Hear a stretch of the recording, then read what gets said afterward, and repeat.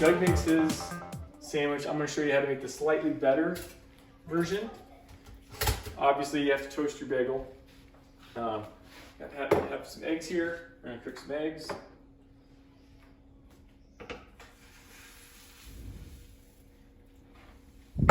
Oh no. This is going to go really poorly. Why? What do we do? I forgot to put the oil in the pan. Oh, you don't need oil. Should use always a lot of oil. This one forgot to put the oil in. This is going to be a disaster. Absolute disaster, but it'll still be okay. It'll be an okay disaster. Gotta get this going. Most importantly, gotta have the bagel going and the eggs. I'm gonna flop this over here in a second and kind of fold it up so I can put it into more of a sandwich form. I've really messed that up.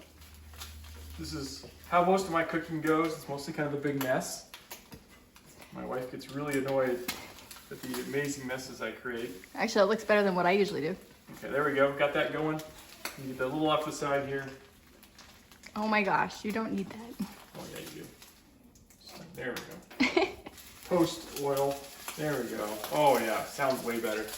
All right, gonna cook a little bacon with it. Gotta always put some oil on bacon because it doesn't have much grease in it naturally. And ham also requires a little bit of grease because it just doesn't contain much grease naturally. No wonder it smokes so much. You use so much oil. Once you get your bacon kind of warmed up here, put your bacon on top of the eggs.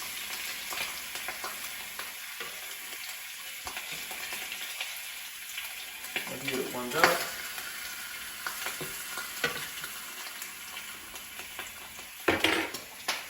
Throw your cheese on. Chad uses a pepper jack cheese. Right? Pepper jack? Yep, pepper jack for this. Almost done here. Always use some butter on the bread, even though it seems unnecessary.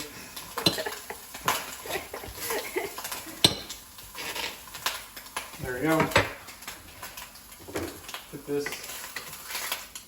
Oops. Have some sriracha on there.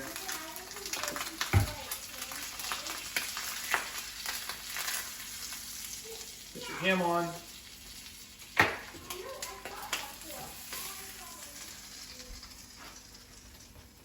Put it on your bagel. Oh, my finger was in there for a second. And you're done. Whoa.